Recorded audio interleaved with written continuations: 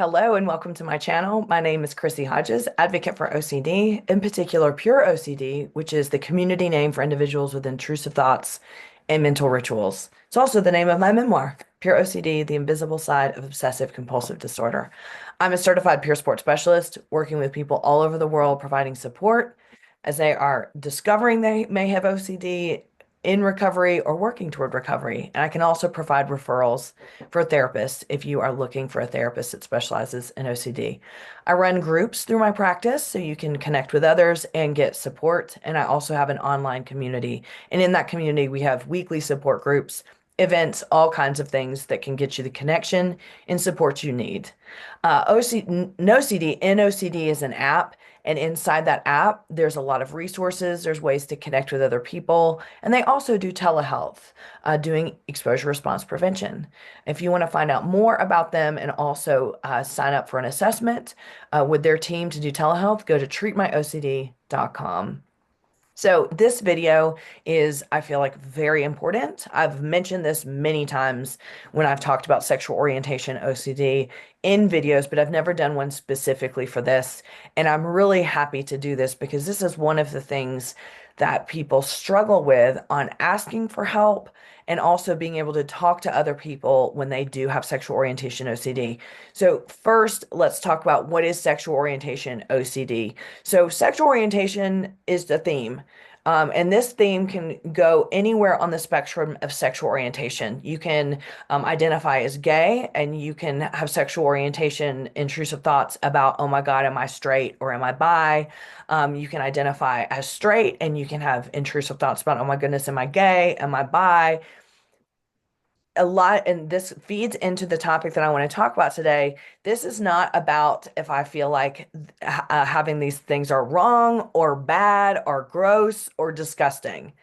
This is about having intrusive thoughts where you are confused about why you're having these thoughts and if this has an impact on your identity.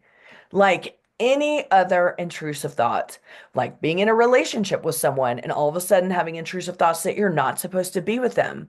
What if I'm not attracted to them? What if I'm attracted to someone else? This is no different. Now, unfortunately, you may have people that don't understand OCD. You may have therapists that don't understand OCD that may dig into this and say, well, you're just having internalized homophobia, which is such bullshit. Because first of all, this is one of the reasons why people don't talk about sexual orientation OCD, especially if they identify as straight and they're having intrusive thoughts about being gay or bi. Because if they're an ally of the LGBTQI community, which many and majority of people that I meet with are, then they're going to feel like if I'm talking out loud about having intrusive thoughts about being gay or bi, what if people think that I'm homophobic? And then it could go to what if I am homophobic and I need to figure that out now? When in reality, you have no feelings about that and you are supportive of that community. So this is a barrier to asking for treatment, to getting treatment, and to talking to others about this. And in fact, can keep you quiet for a very, very long time. I also want to emphasize that on the spectrum of sexual orientation, this can happen in any possible way, shape, or form. You can identify as bi and now all of a sudden have intrusive thoughts that you need to either be straight or gay and you cannot be bi. I mean, this can go to being asexual, which is also a big one that we don't hear about often. The intrusive thoughts of, am I asexual? And maybe you do identify as asexual and now you're having intrusive thoughts about not being asexual. So see how this can go in any sort of direction. But also there are just so many different pitfalls that you can fall into about this not being about OCD and about something deeper about you or deeper about who am I and what if I feel this way. And I also want to say that we'll talk about two things. First of all, for individuals who identify as gay and they're having sexual orientation about being straight, I just want to acknowledge the grief that comes along with this. the feelings of I have gotten to this place, I've accepted, maybe have even come out to family and friends, and now all of a sudden I'm having intrusive thoughts about being straight and and or bi. Um, and again, not that there's anything wrong with being bi or straight, but all of a sudden is this I have, embraced this identity. I have brought people into that world and fully accepted this, and now, oh my God, do I have to retract this? Am I a fraud? Am I a phone? Am I a liar? And so the grief that people experience when they identify as gay and they are having intrusive thoughts about being bi or straight is real. And it is intense. And this is also a barrier to treatment as well, because there's so many fears about finding out, oh my God, what if I actually am straight? Um, and everything that I have believed about myself is a lie and I'm a fraud. So I know you're out there and if you're hearing this, I just want you to know I'm so sorry that you're going through this and that the grief is real and you're not alone. We don't often hear that much about individuals who identify as gay, who are having intrusive thoughts about being straight, but trust me, they're out there. You're out there. I meet with people a lot, who deal with these fears. And it's just that you don't hear a lot from like an advocacy standpoint and stuff like that. So I wanted to bring the realness there for you. The other thing is, yes, so there is, a lot of times, and I meet with people who've had intrusive thoughts about they identify as straight and they may have intrusive thoughts about being bi, gay, or asexual. A lot that have just refuse to tell anyone because out of shame of what people are going to think about them, especially if they have friends or if they have relatives that are gay. They're so afraid that if people find out, they're going to think that they're not allies, or they're going to think that they think their lifestyle is wrong or gross or bad. That is not it. This, I cannot emphasize enough. And I swear to you, like I've had to fight this in the community too. And it's so annoying to me because we cannot make exceptions for specific themes, right? Because if we made exceptions for one thing, we have to make exceptions for all of them. And that is not the case here. This is just, it can be just as cut as dry as any other themes. I identify as straight, and I had intrusive thoughts about being gay for years and years and years. The same way I had intrusive thoughts about health anxiety, the same way I've had intrusive thoughts about relationship themed OCD, the same way I've had intrusive thoughts about harm OCD, right? It is just as cut and dry as those. It's just that sometimes I think that we get into this thinking that that there's something deeper to this when we're not looking at there being anything deeper when it comes to other themes. We're not looking at harm OCD as there being something deeper, right? So I want to share with you that if you are experiencing sexual orientation OCD anywhere on the spectrum and you're really struggling with this added layer of shame that this says something about you or you're scared to talk to people, peer support is safe. You can come in, talk to me. I have groups, you can talk about it. I have plenty of people in groups that talk about this. I also want to bring in one more element of this is when you have OCD and the sexual orientation theme has latched onto someone that you love. So maybe it's like you're having intrusive thoughts about whether your partner is gay or straight, right?